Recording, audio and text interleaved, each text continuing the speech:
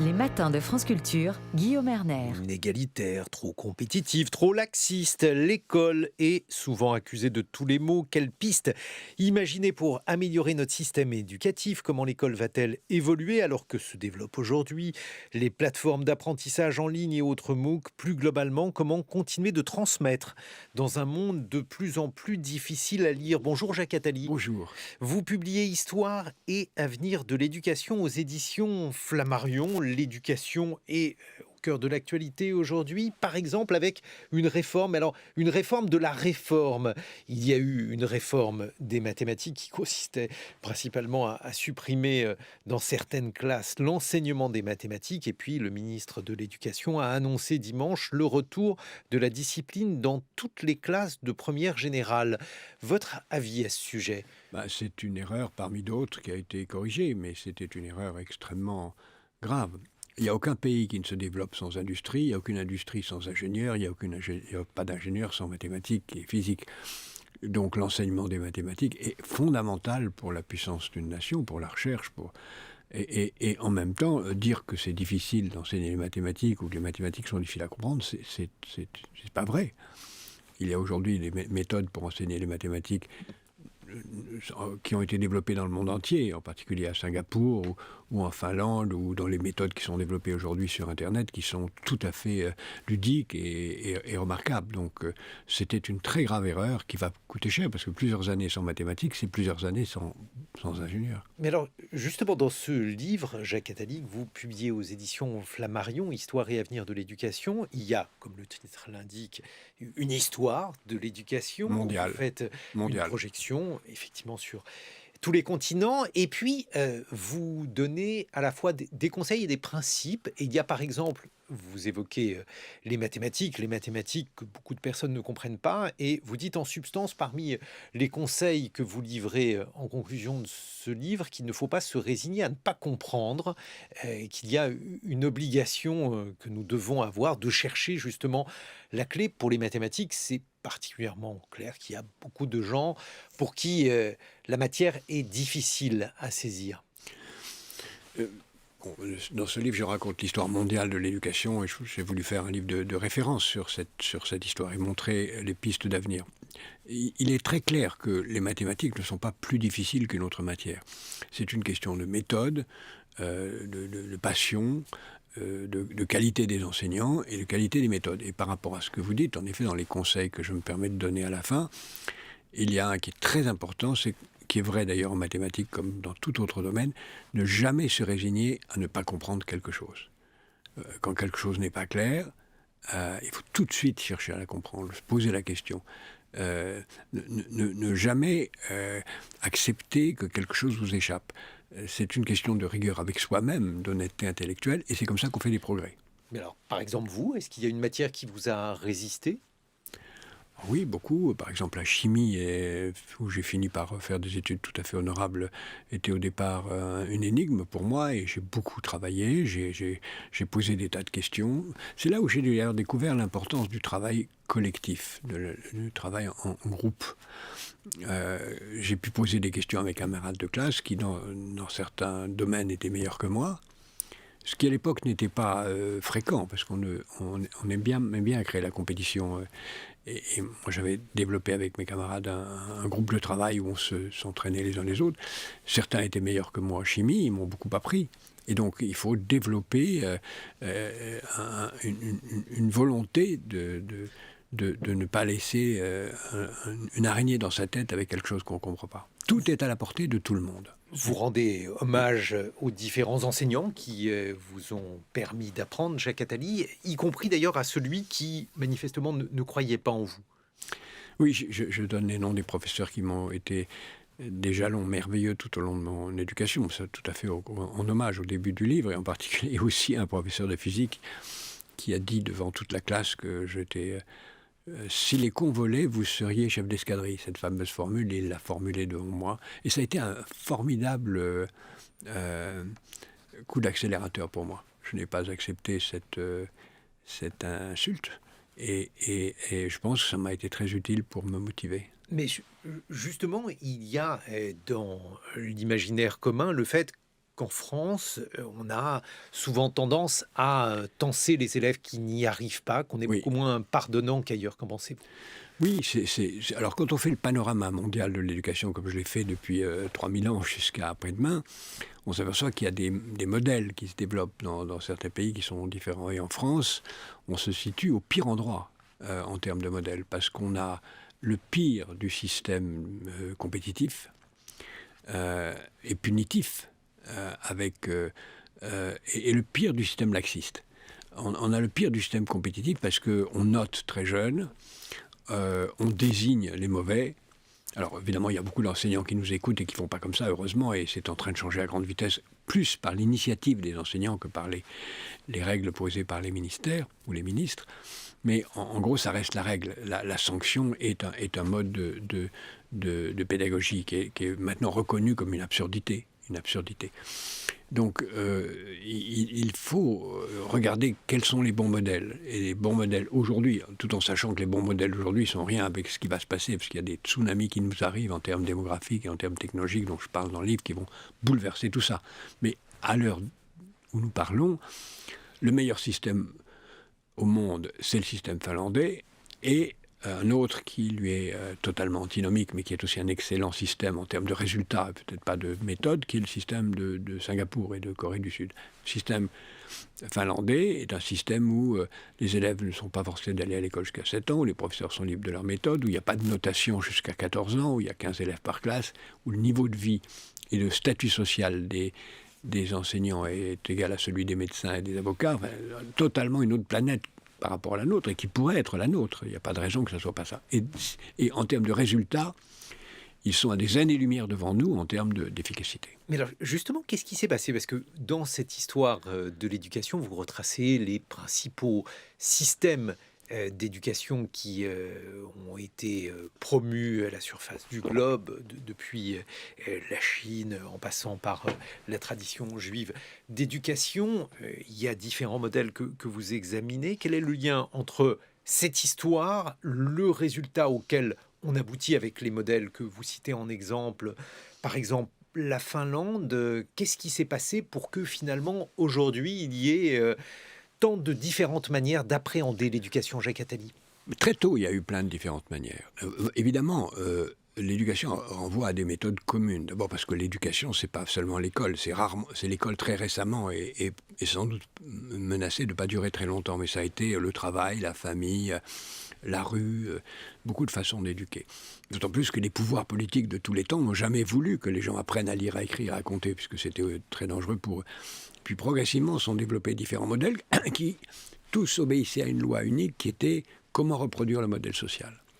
Et selon le modèle social, on avait des méthodes d'éducation différentes pour le reproduire. Par exemple, en Chine, le modèle social était entièrement tourné autour de l'Empire, donc il fallait former des fonctionnaires à tous les niveaux de l'Empire, et donc tout était tourné autour des concours. D'ailleurs, c'est amusant de noter que les concours n'arrivent en Europe que parce que des jésuites voient les concours fonctionner en Chine et les ramènent au XVIIe siècle.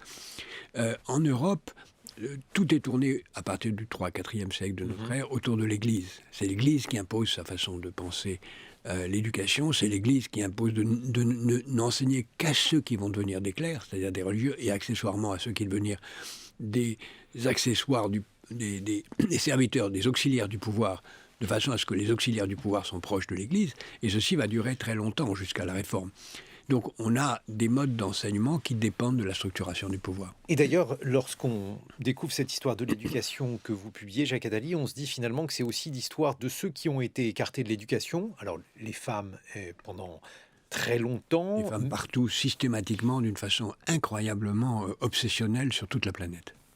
Et aussi, finalement, la manière dont on a mesuré, dont le pouvoir, mais je vais vous laisser développer, mesure la quantité de savoir qu'il délivre aux uns et aux autres. Oui, le pouvoir, quel qu'il soit, mesure le savoir qu'il doit donner, de façon parfois très explicite. Je cite plusieurs textes dans plusieurs civilisations différentes où il est dit explicitement qu'on ne doit pas apprendre à lire, à écrire aux enfants du peuple, de façon très générale. Richelieu, dans son testament, publié après sa mort, toute la société britannique est entièrement tournée vers l'obsession de ne pas apprendre à lire et à écrire à qui que ce soit, sauf aux enfants de l'élite, et surtout pas aux filles. Donc il y a quelques peuples qui vont échapper à ça. Il y a le peuple juif, parce que c'est dans son obligation de savoir lire et écrire pour pouvoir lire et écrire le texte sacré, pas pour autre chose, même si très vite ils vont faire autre chose avec ça, mais premier. Puis il y a aussi tout ce qui va venir avec l'imprimerie utilisée par la réforme, qui va lui aussi développer l'obligation de savoir lire, là encore pour lire les textes religieux, et qui va aboutir au premier pays qui va avoir un enseignement obligatoire modeste et limité, qui sont les Provinces-Unies, premier pays véritablement protestant installé en tant que tel, et ensuite qui progressivement va basculer avec la Révolution américaine puis la Révolution française vers une éducation des citoyens, au moins comme un modèle utopique. Mais alors, justement, aujourd'hui, qu'en est-il? Puisque dans ce livre, Jacques Attali, vous remerciez également les grands esprits avec qui vous avez échangé sur l'éducation, sur d'autres thèmes. Il y a, par exemple, Pierre Bourdieu qui est Oui. remercié. Est-ce que aujourd'hui, vous diriez que l'on continue, en France par exemple, alors je vous demanderai là aussi de me dire qui est ce on, que l'on continue à mesurer la quantité de savoir que l'on prodigue aux uns et aux autres? Implicitement, oui. C'est-à-dire en réalité, oui. Et c'est vrai partout dans le monde. C'est pas spécialement vrai à la France. En France, quelques pays échappent. Avec quelques pays ont la volonté absolue de faire en sorte que les enfants des différents milieux sociaux se mélangent. Encore une fois, en Finlande, modèle très récent. Il y avait des modèles qui avaient marché qui ne marchent plus, comme la Suède, puis un modèle qui marche en Finlande, mais un modèle éducatif peut s'effondrer très vite. En 20-25 ans, un bon modèle peut disparaître. C'est en ça que c'est assez dangereux. En France, il est comme en Grande-Bretagne aujourd'hui, ou aux États-Unis aujourd'hui, ou en Russie aujourd'hui, ou en Chine aujourd'hui, le pouvoir veut maintenir ce qui est bon pour lui.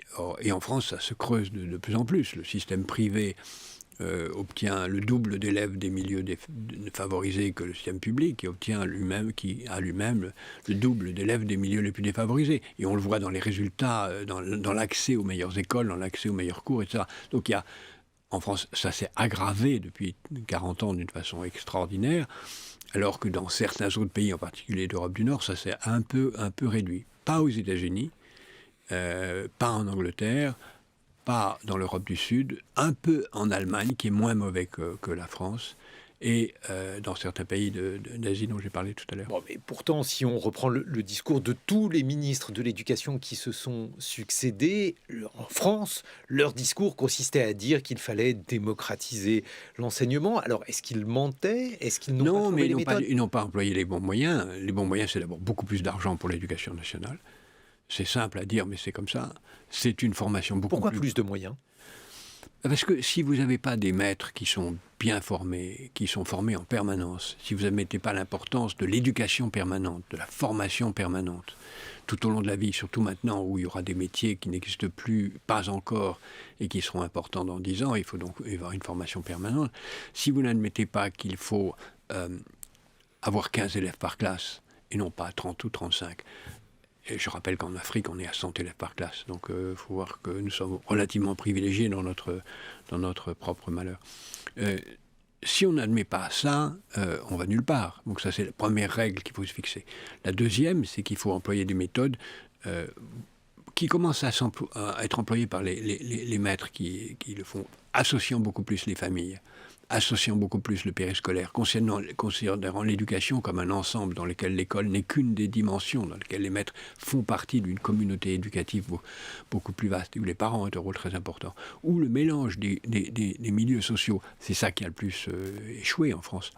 On ne réussit pas à maintenir le mélange des milieux sociaux, qui est excellent. Les élèves des milieux sociaux défavorisés ont beaucoup à gagner, et les élèves des milieux favorisés n'ont rien à perdre au mélange des milieux sociaux. Et tout ça, c'est des réformes qu'on n'a jamais voulu faire d'une façon véritablement suivie. Mais la question de la transmission, là aussi, elle pose problème. D'ailleurs, vous revenez longuement là-dessus. Qu'est-ce qu'il faut transmettre à une période où on a l'impression que la plupart des choses que nous sommes en train de vivre, Jacques Attali, sont des choses inédites? Voilà, c'est ça. D'abord, ce qu'il faut transmettre, c'est d'abord la compréhension du fait qu'il faudra transmettre tout le temps. Et pas forcément seulement des connaissances. C'est même assez vertigineux. Parce qu'avec les nouvelles technologies, on se rend compte qu'on n'a même plus besoin de savoir compter. Les machines le font pour nous. Lire, les machines le font pour nous. Elles peuvent vous lire un texte. Écrire, les machines le font pour vous. Il y a même maintenant des applications dans des pays en Afrique où malheureusement l'analphabétisme est général, où on peut sur un téléphone, simplement en parlant, écrire, lire et demain traduire. Donc on n'a même plus besoin de connaître d'autres langues. Donc il y a des mouvements vertigineux. Ce qu'on doit apprendre, je crois surtout, c'est la curiosité, c'est la motivation, c'est la niaque, c'est l'envie d'apprendre. C'est la certitude qu'on ne peut être soi-même que si on est en permanence en situation de voyager dans l'univers infini des connaissances. Et le contenu justement de ces connaissances, Jacques Attali, on a l'impression qu'un certain nombre de savoirs sont aujourd'hui désuets, dépassés, ou en tout cas qui ne servent plus à rien. Alors ça va de l'écriture manuscrite, par exemple, à un certain nombre d'autres choses, comme par exemple les humanités. Alors, il ne faut pas... tout montre qu'on a intérêt dans tout pays à avoir les bases d'une identité culturelle. Et que, c'était dit souvent et par de grands maîtres, c'est quoi la France? C'est une langue et une culture. Et donc si on veut qu'un pays se maintienne, il faut réussir l'intégration de tous dans la langue et la culture. Donc ça, c'est fondamental. Il n'y a pas de nation sans langue commune, il n'y a pas de nation sans culture commune. Et donc c'est la clé d'enseigner à tous Rabelais, Molière, Montesquieu, Montaigne, Racine et j'en passe. Donc ça, c'est la clé de la formation d'une nation. Au-delà, l'ouverture aux cultures des autres est évidemment essentielle, et l'apprentissage d'autres langues est évidemment essentiel, parce qu'on connaît mieux une culture quand on la lit dans sa langue que quand on lit une traduction. Donc les humanités sont la constitution d'une identité collective. Et sans identité collective, c'est quoi un pays? C'est une fragmentation. L'exemple britannique aujourd'hui, ou l'exemple de nos amis belges, ou l'exemple américain montre que la fragmentation d'une nation peut conduire à des catastrophes. Et la France, heureusement, pour l'instant, a maintenu cette utopie, même si ce n'est pas une réalité, d'une unité par la langue et la culture. On se retrouve dans une vingtaine de minutes. Jacques Attali, vous publiez Histoire et avenir de l'éducation aux éditions Flammarion. Vous nous direz comment justement l'école peut se former, se reformer à la faveur notamment des nouvelles technologies. Vous revenez longuement sur la manière dont celle-ci influe sur la manière dont on devra enseigner, dont on doit enseigner aux plus jeunes et aux moins jeunes d'ailleurs. 8h sur France Culture. 7h, 9h. Les matins de France Culture, Guillaume Erner. Comment réparer l'école? De quelle façon s'est-elle construite à travers les siècles? 2 exemples de questions que vous traitez dans votre ouvrage Jacques Attali, Histoire et avenir de l'éducation aux éditions Flammarion. Mais tout d'abord, j'aimerais une réaction d'ailleurs à un sujet qui n'est pas si éloigné de ce que nous sommes dit durant la première partie de cette interview. Une réaction au billet de Jean Lémarie qui aborde, suite aux propos de l'ancien ministre de l'Intérieur Gérard Collomb, la question de l'accueil de l'immigration en France. Je suis entièrement d'accord avec ce que dit M. Lémarie. Tout ce qui a été dit là est scandaleux par M. l'ancien maire de Lyon. Premièrement, 200 personnes, 250 personnes, c'est rien. C'est pas ça qui va changer le montant de l'immigration en France. Deuxièmement, si les gens ont si peur que les immigrés leur prennent leur travail, des immigrés qui arrivent sans formation, sans connaître la langue, sans être intégrés, ça prouve qu'ils n'ont eux-mêmes pas été formés ou qu'ils doutent d'eux-mêmes. C'est évidemment pas le cas. Troisièmement, le vrai ministre en charge de l'immigration ne devrait pas être le ministre de l'Intérieur. Ça devrait être un ministre qui est à la fois le ministre de l'Éducation nationale et le ministre du Travail.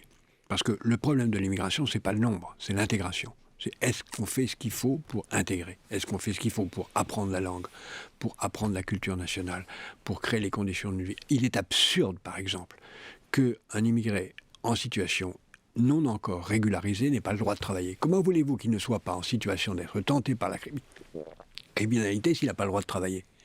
En Allemagne, ou en tout cas dans une large partie de l'Allemagne, tout travailleur, toute personne arrivant en Allemagne qui n'est pas régularisée a le droit de travailler. C'est ce qu'on vient de décider sur les métiers en tension, ce qui est absurde, c'est vraiment trop limitatif. Donc, c'est une politique totalement différente qu'il faut faire. C'est une politique qui consiste à dire on ne reçoit qu'un petit nombre de gens ou un grand nombre de gens, ça c'est le choix politique, mais de toute façon, quoi qu'il arrive, tous ceux qui sont là doivent être intégrés. Intégrés, et ça c'est une autre politique qui ne doit pas dépendre du ministre de l'Intérieur et sur laquelle un monsieur comme M. Collomb n'a absolument rien à dire. Mais alors, c'est une vaste question, Jacques Attali, mais Gérard Collomb, venant d'ailleurs de la gauche, puisqu'il était membre du Parti socialiste, pourquoi la France a-t-elle régulièrement ce type de polémique, alors qu'en Allemagne, il y a eu plus d'1 million de Syriens accueillis, plus d'1 million d'Ukrainiens aujourd'hui, et cela ne semble pas poser de problème politique. Alors l'Allemagne est dans une autre situation que la nôtre, parce que l'Allemagne a un effondrement démographique qui fait qu'elle a une justification quantitative à avoir des migrants, ce qui n'est pas notre cas. Deuxièmement, il y a des pays où le Parti social-démocrate a pris une attitude de type de M. Collomb, c'est ce qui est bien arrivé en Europe du Nord, en mesurant que la quantité. Donc il y a cette tendance, et on va voir une sorte d'alignement général possible vers les positions du Front National. Mais en général, quand on s'aligne sur l'extrême droite, c'est l'extrême droite qui gagne. Il faut affronter le problème autrement, à mon sens, et dire une immigration intégrée est une chance. J'ai fait un jour dans un éditorial d'un journal Les Échos la liste incomplète des gens venant de l'extérieur qui sont des richesses pour la France. Mais ça, c'est les gens connus. Mais les infirmières, les médecins, les professeurs, les ingénieurs, les gens qui font même les métiers invisibles que plus personne ne veut faire en étant citoyen français dit d'origine, qu'est-ce qu'on serait sans eux ? Donc il faut affronter la réalité. La société française a besoin de s'enrichir. Et ces gens qui arrivent dans ces bateaux, moi j'en connais un certain nombre de gens comme ça. Quelle force, quel courage, quelle vista, quelle volonté, il faut avoir quelle chance pour le pays qui les accueille que d'avoir des gens comme ça. Mais alors, justement, puisque vous évoquez les métiers en tension, et nous évoquions il y a quelques minutes, Jacques Attali, ce que vous dites dans votre livre « Histoire et avenir de l'éducation » aux éditions Flammarion, c'est-à-dire qu'on a toujours mesuré la quantité d'éducation, le pouvoir a toujours mesuré la quantité d'éducation donnée au peuple. Il y a des métiers en tension, et je lisais récemment l'interview d'un maire qui disait, voilà, aujourd'hui, dans ma ville, on trouve beaucoup de professeurs de yoga, de naturopathes, mais on n'arrive plus à trouver un plombier parce que eh bien, les métiers manuels, par exemple, n'attirent plus. Est-ce que le fait, justement, d'éduquer, d'avoir emmené une bonne partie de la population au bac, même s'il y a aujourd'hui beaucoup de bacs techniques, est-ce que ça ne rend pas finalement caduque un certain nombre d'emplois qui sont utiles, que l'on peut exercer d'ailleurs avec bonheur? On n'a pas emmené une certaine partie de la population au bac. On a amené le bac à un certain niveau. C'est-à-dire on a bougé le bac, on n'a pas bougé le niveau. Et c'est ça qui a été une erreur tragique. Il faut un bac de haut niveau et que les jeunes arrivent à ce niveau. D'autre part, aujourd'hui, parler de métier en tension, on ne va pas juger une solution durable à une situation conjoncturelle. C'est absurde, d'autant plus que les métiers vont changer à grande vitesse. Il est évident qu'il faut aujourd'hui beaucoup plus de formation professionnelle générale, qu'il y a d'immenses métiers, j'en donne la liste dans mon livre, qui vont apparaître dans les décennies qui viennent. Par exemple tous les métiers liés à l'écologie. Tous les métiers liés à la gestion de la cybercriminalité ou du cyberharcèlement, tous les métiers liés à l'engineering de la biotechnologie, qui sont des métiers énormes qui vont apparaître, qui vont avoir un rôle considérable, qui supposent des formations très sophistiquées qu'on n'a pas aujourd'hui. On a besoin de millions de gens dans les métiers de l'écologie, on a besoin de millions de gens dans les métiers du numérique et de la biotechnologie. Tout cela suppose des formations qui sont pas du tout aujourd'hui préparées et qui doivent être faites non seulement dans l'école primaire, secondaire, mais aussi tout au long de la vie. Il faut penser la transmission tout au long de la vie. Et de ce point de vue, les entreprises vont devoir jouer un rôle. Il faudra des écoles d'entreprise pour la formation permanente. Il faudra des écoles numériques. Et c'est pour ça que je donne comme piste la possibilité d'aller vers des écoles hybrides, où qu'on soit à la fois formé dans une école et formé hors de l'école en même temps. Comme on travaille de façon hybride aujourd'hui. Mais alors, justement, Jacques Attali, vous dites que l'école est une condition nécessaire, bien sûr, mais aussi qu'elle n'est pas une condition suffisante. Je vais citer l'une de vos phrases et j'aimerais que vous me la commentiez. Vous dites que on aimerait que l'éducation soit suffisante lorsqu'elle est raisonnable, laïque et généralisée. Bref, que lorsque l'on prodigue une éducation raisonnable, laïque et généralisée, on aboutit à un pays démocratique, prospère et socialement juste. Mais dites-vous, ça n'est pas toujours le cas. Pourquoi ce paradoxe ? Alors, en effet, si je raconte l'histoire du passé, c'est pour en tirer des leçons pour l'avenir. Et il y a plein de leçons, et je fais la liste d'une série de lois qu'on peut tirer du passé qui peuvent être utiles pour l'avenir. Mais une des lois, malheureusement, c'est que justement, il n'y a pas de lien entre le niveau d'éducation et la garantie d'avoir une démocratie durable. Ça tient à autre chose, ça tient à une mobilisation d'un pays qui a la volonté de... Par exemple, prenons quelque chose qui échappe à l'éducation et qui devrait y être, c'est la lutte contre les fausses nouvelles. Il y a peu de pays qui réussissent à lutter contre les fausses nouvelles. Et les technologies qui vont à la fois multiplier les occasions de fausses nouvelles par la possibilité d'avoir un journaliste de France Culture comme vous qui soit victime de ce que quelqu'un prend de votre voix, votre physique et parle à votre place et vous fasse dire des choses que vous n'avez pas dites, tout ça va se multiplier dans les technologies. Mais pour y échapper, il faut un enseignement de l'esprit critique permanent qui doit être fait à l'école. En permanence, on doit enseigner pourquoi c'est vrai, est-ce que c'est vrai, est-ce que c'est faux, comment est-ce que je peux vérifier si c'est vrai, c'est faux. Il y a peu de pays qui le font. Il y a un pays qui le fait pour l'instant remarquablement bien, c'est Taïwan. Parce que Taïwan est confronté à une agression permanente de fausses nouvelles venant de Chine. Et il y a une mobilisation permanente sur les fausses nouvelles. Il y a d'autres, il y a des commencements d'avoir des applications numériques qui permettent de vérifier le caractère. Il y a l'AFP qui fait un travail remarquable, et certains médias comme Radio France aussi.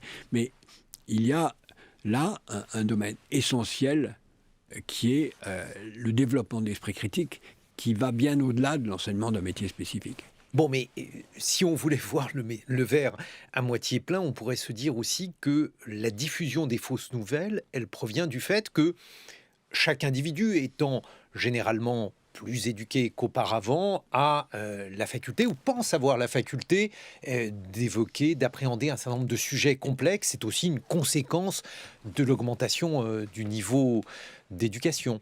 Oui, il l'a, et c'est très bien ainsi. Il ne faut pas jeter le bébé avec l'eau du bain. Il y a une augmentation, une amélioration du niveau intellectuel de compétences à l'échelle de la planète considérable, qui d'ailleurs, malheureusement, n'est pas vrai dans certains continents, qui sont au contraire en train de s'effondrer. Lesquels ? L'Afrique, l'Inde, le Mexique, une partie de l'Amérique latine sont en train de sombrer dans l'analphabétisme en raison de la croissance démographique et de l'effondrement de leur système institutionnel, et en particulier de leur système scolaire. C'est la barbarie de l'ignorance dans la moitié de l'humanité, là où la démographie est explosive et est un vrai enjeu. Ailleurs, et là aussi, parce qu'il y a les nouvelles technologies qui sont là, la possibilité de développer des fausses nouvelles est absolument permanente. Il faut se nourrir de cette culture, mais que cette culture ne s'arrête pas à moitié. Une vraie culture, c'est le sentiment non pas de tout savoir, mais de ne rien savoir. Et c'est ça qui est important. Un homme cultivé est quelqu'un qui sait qu'il ne sait rien. Et pas qu'il croit tout savoir. Mais justement, Jacques Attali, il y avait dans la revue de presse internationale d'Adrien Toffolet un sujet autour de la situation politique en Israël, une situation qui, disait-il, se durcissait avec l'entrée de l'extrême droite au gouvernement. Et dans votre livre, vous évoquez largement la tradition juive, la tradition des yeshivas. Aujourd'hui, cette tradition qui a été pendant très longtemps une tradition qui permettait de préserver beaucoup de juifs de l'analphabétisme, est une tradition qui aboutit à une situation paradoxale. Dans beaucoup d'écoles juives, par exemple, on enseigne de moins en moins les sciences ou les matières considérées comme profanes. Bref, cette tradition qui a été pendant très longtemps un modèle peut aujourd'hui servir de contre-modèle. Comment vous expliquez ça, et plus généralement ce qu'on observe en Israël, là aussi, avec la fermeture? Plus encore, la formation juive a été même à la source d'une grande partie de la formation scientifique. Parce que dans le modèle de pensée talmudique, il y a l'idée de la recherche d'invariants dans la discussion. Et la recherche d'invariants, c'est le fondement de la pensée scientifique. C'est pas un hasard si à partir du XVIIIe siècle, on trouve une très grande part de développement scientifique liée à des gens qui sont passés par cette tradition. C'est toujours l'idée de l'absence de curiosité, de la fermeture. Si vous êtes fermé, vous arrivez au pire, et c'est ce qui est en train d'arriver. Israël pourrait devenir, si ces gens triomphent, une sorte de théocratie fermée, avec les conséquences. Moi, j'ai souvent dit que dans ce cas-là, Israël deviendra l'équivalent de l'Afrique du Sud d'avant et se terminera par la fin du rêve sioniste. Ils en sont en train d'accélérer ce processus. C'est très triste, mais c'est ainsi. En réalité, la tradition du savoir talmudique est une tradition extraordinairement ouverte, mais très souvent, c'est ce que je disais tout à l'heure, quand vous savez peu de choses et que vous croyez tout savoir, vous vous enfermez sur des certitudes. Quand vous savez peu de choses, mais que vous savez peu de choses, à ce moment-là, vous êtes toujours à la recherche d'autres savoirs. Et c'est dans le fondement de la pensée juive, normalement, c'est d'être en permanence en situation de douter de ce qu'on sait pour chercher plus. Autre fléau qui, celui-ci, menace tout le monde aujourd'hui, et notamment tous les jeunes, et vous l'évoquez, Jacques Attali, la manière dont le numérique a modifié très largement nos vies, nos capacités d'attention, nos usages aussi, et vous invitez de manière paradoxale à hybrider les systèmes d'enseignement pour permettre justement de faire en sorte que ce numérique serve le savoir. Oui, d'abord, je complète ma réponse précédente parce que ce qui est vrai du monde juif est encore plus vrai du monde musulman, où il y a depuis tout temps, malheureusement, depuis le XIIe siècle, une fermeture au savoir non religieux qui aujourd'hui se traduit par un analphabétisme général et même par un terrorisme qui va contre l'école. Dans le plus grand pays d'Afrique, qui est le Nigeria, il y a un terrorisme qui va interdire d'aller à l'école, et non seulement, on le sait en Afghanistan, on sait partout, l'obsession contre le savoir est malheureusement très dominante dans une grande partie de pays musulmans. Oui, aujourd'hui, les nouvelles technologies vont être extraordinairement différentes de ce qu'on croit qu'elles sont aujourd'hui. Elles vont permettre d'abord des choses formidablement positives, parce que contrairement à ce qu'on croit trop souvent, quand on apprend face à un écran, on retient mieux que quand on apprend devant un maître seul. Et le cumul d'un enseignement par un maître et d'un écran est le meilleur. Et il y a vraiment tout ce qu'on sait aujourd'hui par le peu de choses que les neurosciences nous apprennent déjà, c'est ça, c'est que ça peut être un outil formidablement positif.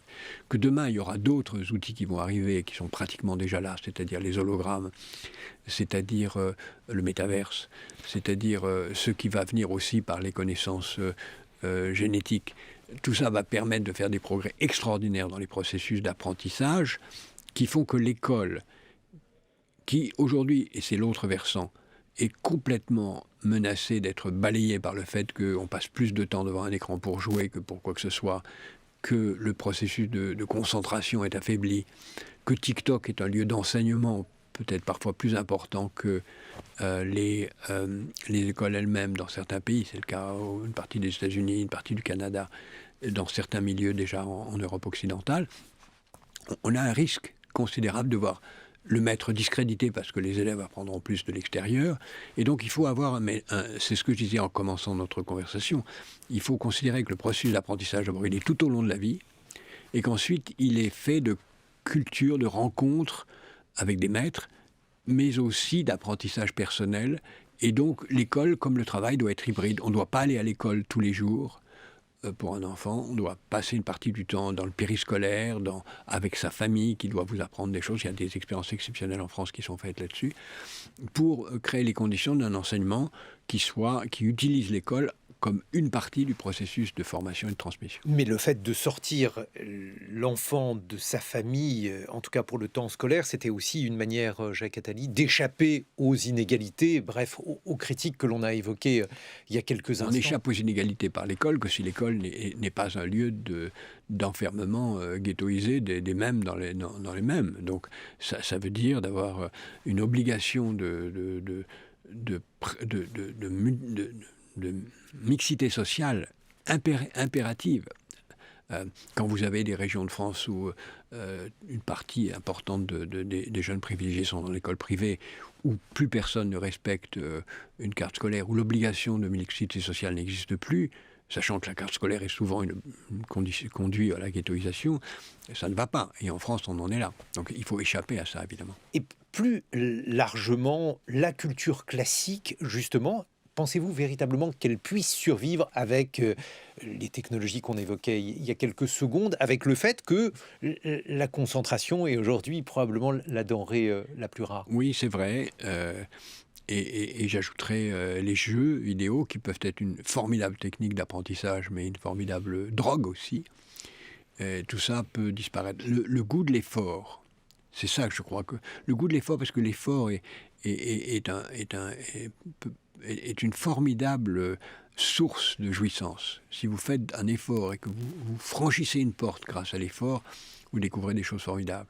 Et ce que je crois que l'école doit apprendre, c'est à trouver du plaisir à faire un effort. Alors que le jeu ou les réseaux sociaux nous incitent à ne faire aucun effort et à être juste en situation de passivité jouissive. C'est en effet, je crois, si j'avais à dire une seule chose qui a enseigné, c'est la motivation. Et peut-être est-ce une chose qui ne s'enseigne pas, mais je crois qu'elle s'enseigne. La motivation, parce qu'on trouve du plaisir à franchir la porte de la connaissance. Alors justement, je me demandais ce qui s'était passé pour vous, Jacques Attali. Vous racontez dans ce livre que vos parents vous avaient incité à faire des études. C'est souvent d'ailleurs ce que font les parents. Parfois, certains y arrivent, d'autres ont plus de mal. Pourquoi, alors que vos parents n'étaient pas polytechniciens ou énarques, vous avez réussi à... à... le bac. Qu'est-ce qui s'est passé à votre génération avec vous? Ben, ça s'est passé pour moi comme pour beaucoup d'autres, c'est-à-dire qu'on s'est rendu compte que c'était un merveilleux plaisir que de savoir. C'était une découverte extraordinaire, moi, découvrir le théâtre grec avec un prof de français, merveilleux, découvrir les mathématiques avec un sublime enseignant qui rendait ça ludique, c'était formidable. Et je crois que c'est le rôle principal des enseignants, c'est de faire, et la plupart y réussissent, c'est de faire que l'enseignement soit un lieu de plaisir, de découverte. Et moi, j'ai eu le privilège d'avoir des maîtres, dont je donne les noms d'ailleurs en hommage au début du livre, qui m'ont appris ça, le plaisir d'apprendre. Oui, mais alors, justement, parce que les études que vous avez faites, Polytechnique, l'ENA, sont des études qui, généralement, sont perçues comme étant des études qui servent à reproduire les individus. Je me souviens d'une interview de Mitterrand qui disait « Attali n'est pas un clone ». Comment ça se fait que vous n'êtes pas devenu un clone, puisque votre trajet témoigne d'une différence par rapport à ce que font d'habitude les polytechniciens et les énarques? C'est la capacité à dire non. J'ai tout de suite dit non. J'ai tout de suite dit non au fait de rentrer dans un moule, de faire ce qu'on me disait de faire. D'abord, j'ai commencé par dire non parce que mon père voulait que je sois médecin, donc je n'ai pas voulu être médecin. Ensuite, j'ai dit non parce que je n'ai pas voulu être l'ingénieur des mines que ma formation me dictait, parce que j'avais une envie de mener plusieurs vies, ne sachant pas si j'allais être incarné. Donc voilà. Je pense que tout le monde doit être en situation de pouvoir être lui-même, mais découvrir qu'être soi-même, ça suppose de se doter des meilleures armes pour ça. Et le savoir, c'est la meilleure des armes. Mais là aussi, puisque finalement, j'imagine qu'à Polytechnique, vous avez surtout étudié des sciences dites exactes, et finalement, elles vous ont peu servi, je veux dire, dans les livres. Je ne dirais pas ça, parce que d'abord, ma formation mathématique m'a toujours accompagné. D'abord, j'ai continué à étudier. J'ai continué à essayer de comprendre tout cela, et ça, c'est très précieux, et ça m'a beaucoup servi dans la rigueur. Beaucoup servi dans la rigueur.